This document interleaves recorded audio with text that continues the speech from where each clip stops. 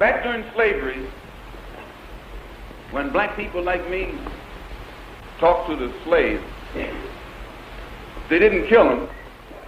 They'd send some old house Negro along behind him to undo what he said.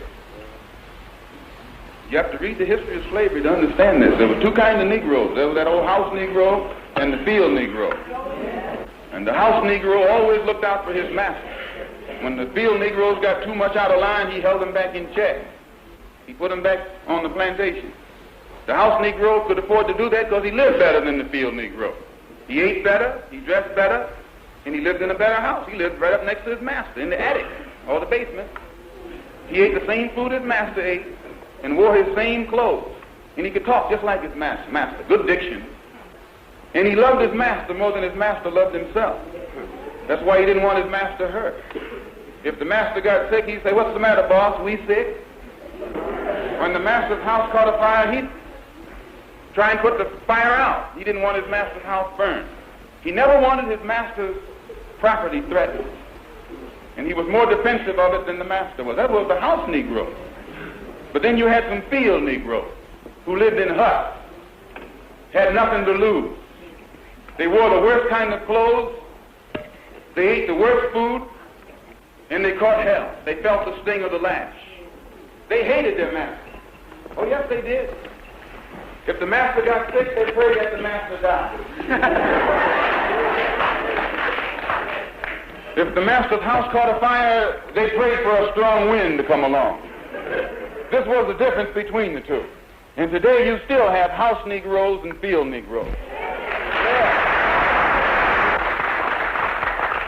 I'm a field Negro. That exchange with Nick Friedel the other night after the game, and look, if he keeps making a big thing out of the word promotion, that is promotion. If on your social media you say, boom, here's a link to this, that tells me, hey, you should watch this. Correct? He's got 17 million Instagram followers, another 5 million or so on Twitter. You're all over social media. Do you ever put something out there, Shaq, that does not represent something that you feel? I was probably one of the first guys on Twitter. And when I realized the power it had, I knew I had to be very responsible. Followers, platform, whatever you call it, I knew I had to be responsible. I try to make people happy. I try to make people smile. My formula has always been the same: 60% to make you laugh, 30% to inspire you, and 10% whatever I'm selling. You have to be aware of what you're doing. And you have to be aware that sometimes when you put stuff out, not everybody's gonna like it. Some people are conscious, some people are not. I could tell he's not conscious, he doesn't really care what's going on. But us, I know that the game that we used to love and we promote, it brings people together. And it hurts me sometimes when we have to sit up here to talk about stuff that divides the game. Now we got to answer for what this idiot has done. I stand for equality of all people. I've always been like that. Don't matter what religion, don't matter where you're from. I could say shalom, salam alaikum, ni hao, say bon, because that's how I was raised. So I don't really want to sit up here and answer questions for what he's done. If you're looking at me, it's my job to make people happy. I can't speak for him and, answer for what he's doing. It's obviously by his answers and the way he answers, he doesn't really care. Chuck. I think the NBA dropped the ball. In what way? I think he should have been suspended. I think Adam should have suspended him. First of all, Adam's Jewish. You can't take my $40 million and insult my religion.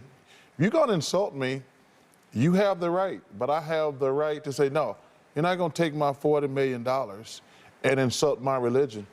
I think the NBA, they made a mistake. We have suspended people and fined people who have made homophobic slurs, and that was the right thing to do.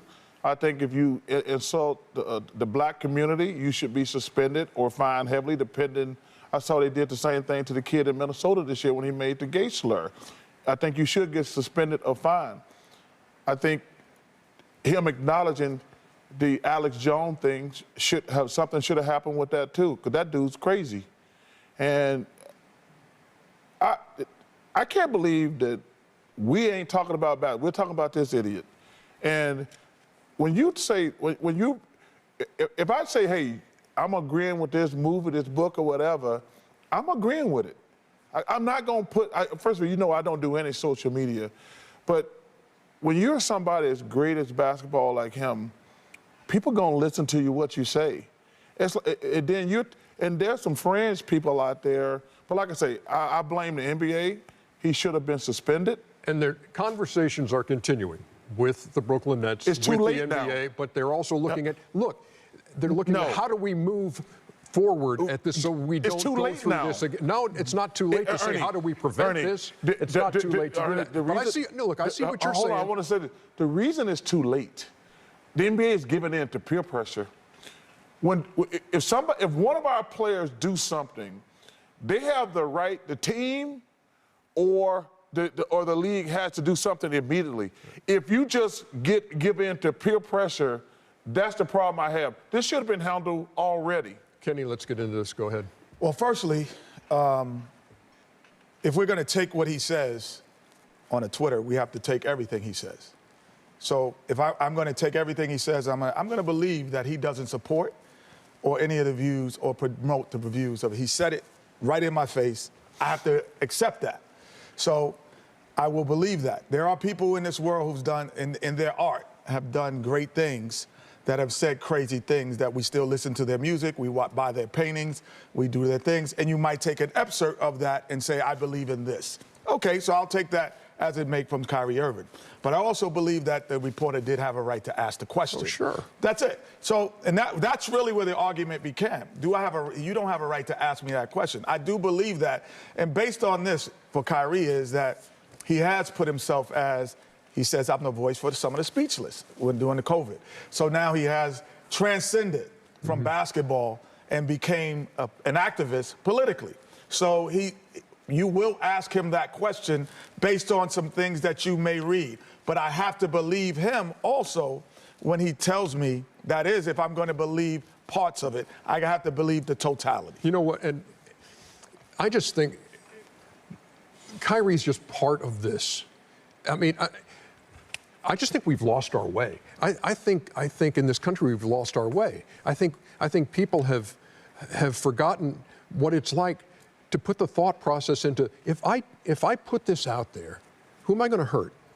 And they haven't, they're giving no thought to that. Where's civility these days? Where's empathy? And it's just, and it's a worrisome road, and it's a dangerous road that we find ourselves on now. And look, Chuck and I on our podcast today, we had Rabbi Erez Sherman from Sinai Temple in Los Angeles to talk about this situation, and it bears hearing. Listen up. If you were face to face with Kyrie Irving, what would you say? I would say, come into my synagogue, meet my children, learn about us as a community, teach our children what it means to be a human being in this great country of America. And then I think good things can happen. We as black people, we know racism.